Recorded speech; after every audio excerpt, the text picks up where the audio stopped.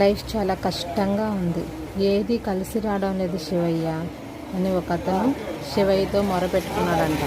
వెంటనే శివయ్య ప్రత్యక్షమై, ఏం కాదు, నేనున్నాను, నేనంతా చూసుకుంటాను, నువ్వు ప్రశాంతంగా నిద్రపో అని చెప్పాడంట. వెంటనే శివయ్య వాడిలోనే అతను నిద్రపోయాడంట. వెంటనే శనిదేవుడి ప్రత్యక్షం, అతని కర్మఫలం ఇంకా పూర్తి కాలేదు స్వామి అన్నారంట. దానికి శివయ్య, నా బిడ్డ చాలా అలసిపోయాడయ్యా, కాస్త నిద్రపో, నీవు వదిలేయి అయ్యా అన్నాడంట. ఆ మాటకి వెంటనే శనిదేవుడు వెళ్ళి యమధర్మరాజుతో మొరపెట్టుకున్నాడంట. ఈ శివభక్తుల వల్ల మన కర్తవ్యాన్ని మనం కరెక్ట్గా నిర్వర్తించలేకపోతున్నామే అని అన్నారంట. వెంటనే యమధర్మరాజు అన్నారంట, ఆ విషయం నాకు ఎప్పుడో తెలుసు అన్నారంట.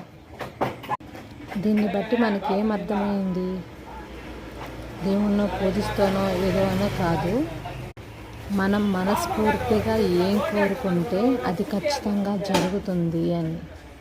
మనం మనస్ఫూర్తిగా శివయ్యని ప్రార్థిస్తే శివయ్య మన కష్టాలని ఖచ్చితంగా తీరుస్తాడు.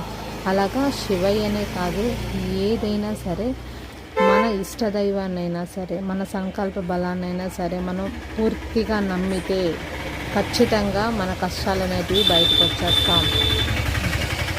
నచ్చితే